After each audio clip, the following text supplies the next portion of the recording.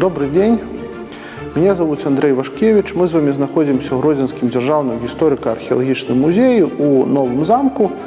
И я тримаю в руках, и так само в этой витрине вы можете бачить литографские камни. Эти камни были свідченням науково-технічного прогресу 19 стагоддя. При допомозі їх друкарська справа зробила новий великий крок у будучині. Винаходником техніки літографії був німець, жихар Мюнхена Алоїзій Зенефельдер, який у початку 19 стагоддя зауважив, що коли взяти кавалок камня, вапняка, по-русски известняк, ось я такий известняк тримаю в руках, і неким тлустим речивом, наприклад, баранім тлущем, нанести на цьому камні малюнок, а потім малюнок опрацювати кислотою, соляною або азотною, то камінь міняє свої властивості. Там, де був нанесений малюнок, відбулася хімічна реакція, і він починає впитувати фарбу.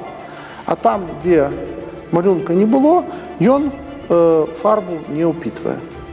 І в відповідності з гэтым можна мноства разоў наносіць фарбу на гэты камень, прыкладаць да яго кавалак паперы, і у вас будуць атрымлівацца каляровыя выявы. Прычым выявы ў гэтых можна рабіць сотні, тысячы і нават дзесяткі тысяч. Яны застаюцца такой же самай якасці, такія ж самыя выдатныя, яскравыя і прыгожыя.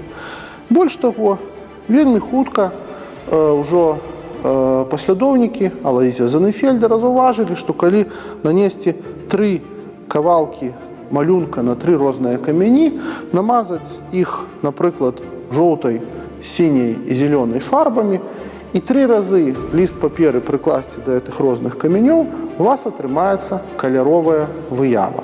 Вось так быў прыдуманы каляровы друк.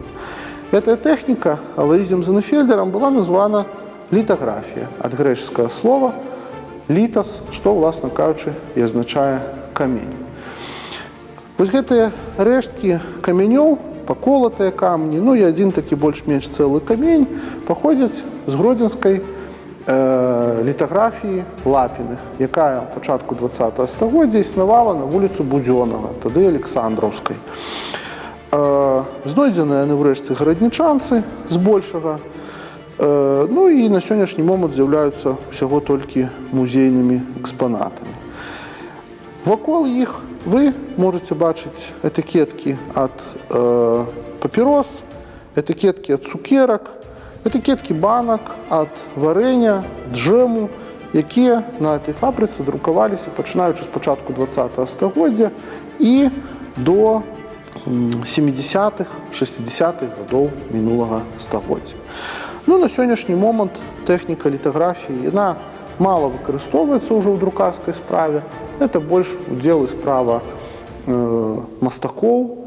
Ну, на сённяшні момант у Акадэміі мастацтваў Рэспублікі Беларусь ёсць некалькі літаграфскіх станкоў, дзе мастакі, маладыя, старэйшае пакаленне, друкуюць свае ўласныя мастацкія работы.